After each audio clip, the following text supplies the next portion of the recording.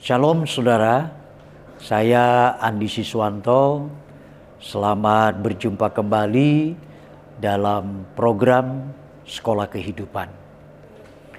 Saudara, ada kerap kali kita mendengar orang-orang yang berkata menyenangkan hati Tuhan. Sangat sederhana perkataan ini, namun tidak mudah untuk kita lakukan. Mengapa saya katakan demikian? Salah satu contoh apa yang dialami oleh Raja Salomo. Ketika masa mudanya ia begitu gemilang. Ketika masa mudanya imannya menjadi salah satu tonggak bagaimana ia mempercayai Tuhan yang diakuinya.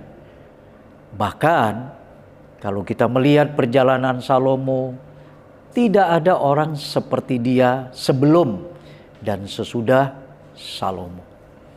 Berarti Salomo saat itu kita setuju untuk mengatakan dia adalah orang yang menyenangkan Tuhan. Bahkan lewat dari ayahnya yang bernama Daud, dia mencontoh bagaimana iman daripada ayahnya, yaitu Daud. Bahkan pesan Tuhan kepada Daud bahwa anak mula yang akan meneruskan tahta kerajaan daripada Israel ini. Bahkan Tuhan memesan juga kepada Daud bahwa rumahku akan dibangun oleh putramu yang bernama Salomo. Kita melihat konteks ini, saudaraku yang dikasih dalam Tuhan, ada aspek-aspek Tuhan sangat menyenangi Salomo. Tuhan sangat suka dengan tindakan-tindakan dan cara berpikir Salomo. Itu menarik sekali. Bahkan jujur saja, di antara saudara dan saya, kita ingin sekali hidup seperti apa yang diimani dan yang dialami oleh Raja Salomo. Tepat apa yang Allah mau, apa yang Allah inginkan, apa yang Allah kehendaki, itu semua terwujud dalam pembangunan bait suci Allah, yaitu rumah tempat di mana Tuhan bertata, bersinggasana dan berdiam diri untuk bangsa pilihan Tuhan. Tapi ingat saudara, perjalanan waktu tidak menentukan bagaimana di awal terus berlangsung pada akhir keadaan Salomo. Ini yang mesti kita pelajari bersama. Kita bersyukur lewat satu pelajaran yang Salomo sudah mewakili, memberikan satu contoh bagaimana hidup manusia itu tidak ditentukan di awal, tapi manusia ditentukan sampai pada akhirnya. Lebih jauh kita coba melihat lagi, ternyata perjalanan daripada Salomo ini sangat tragis, sangat miris, dikarenakan pada masa-masa perjalanan Salomo menuju pada masa kejayaan yang begitu luar biasa. Hampir seluruh jajahan Israel ada di dalam kendalinya pemerintahan Salomo. Seluruh dunia boleh mengenal, bahkan menjadi daya tarik bagaimana pribadi Salomo membuat dunia terkesima. Raja-raja, ratu-ratu mempersembahkan segala sesuatu yang begitu mulia. Harta, emas, bahkan juga berbagai-bagai hewan ternak dibawa demi untuk, karena dia melihat Salomo adalah raja yang bijaksana.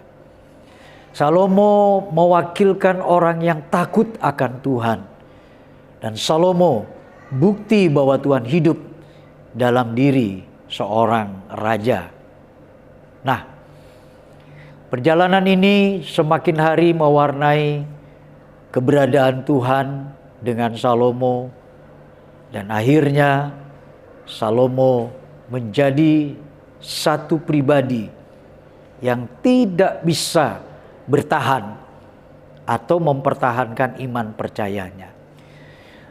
Begitu banyaknya dari permaisuri Salomo, bahkan begitu banyaknya gundik-gundiknya, bahkan tak terhitung 1000 lebih daripada wanita yang dinikahinya. Dan itulah awal sebuah kejatuhan daripada Salomo.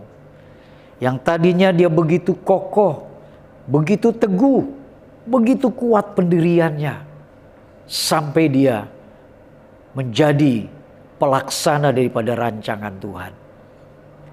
Tapi sayang,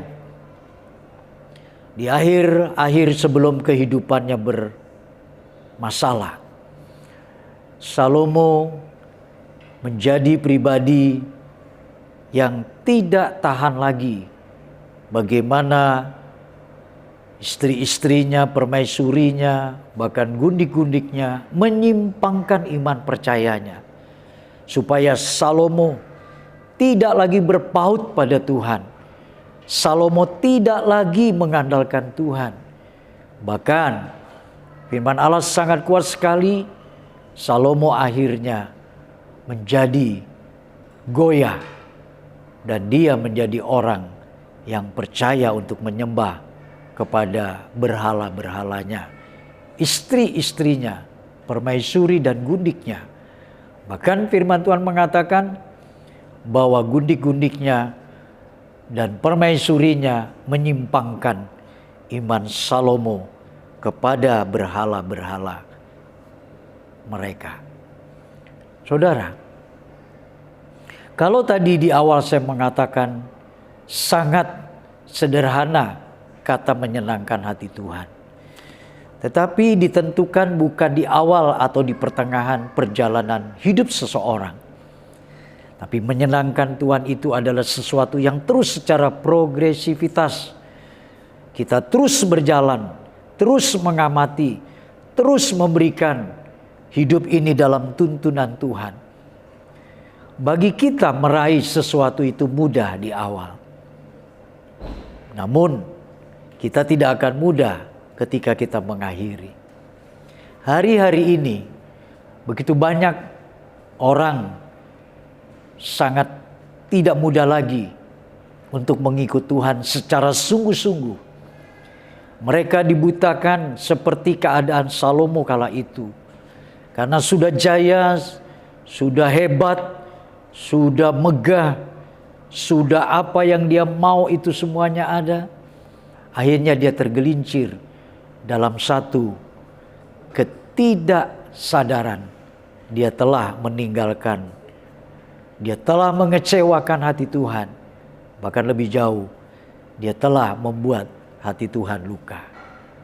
Tuhan yang tadinya disenangkan, Tuhan yang tadinya disukakan, sekarang akhirnya Salomo menjadi pribadi yang membuat Tuhan menjadi kecewa besar. Saudara, pelajaran ini sangat memberikan kepada kita sebuah kenyataan hidup. Saya maupun saudara yang menjadi melihat program ini, mari kita belajar bersama-sama.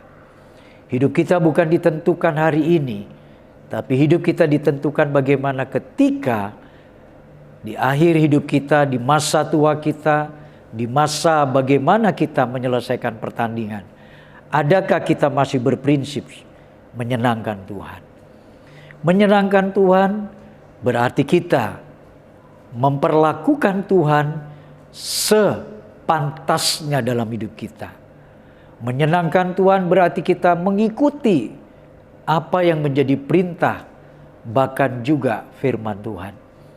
Menyenangkan Tuhan berarti kita mau mengikuti apa yang diinginkan dan direncanakan Tuhan dalam hidup kita. Tentu menyenangkan Tuhan adalah salah satu bagaimana kita belajar untuk mengosongkan diri.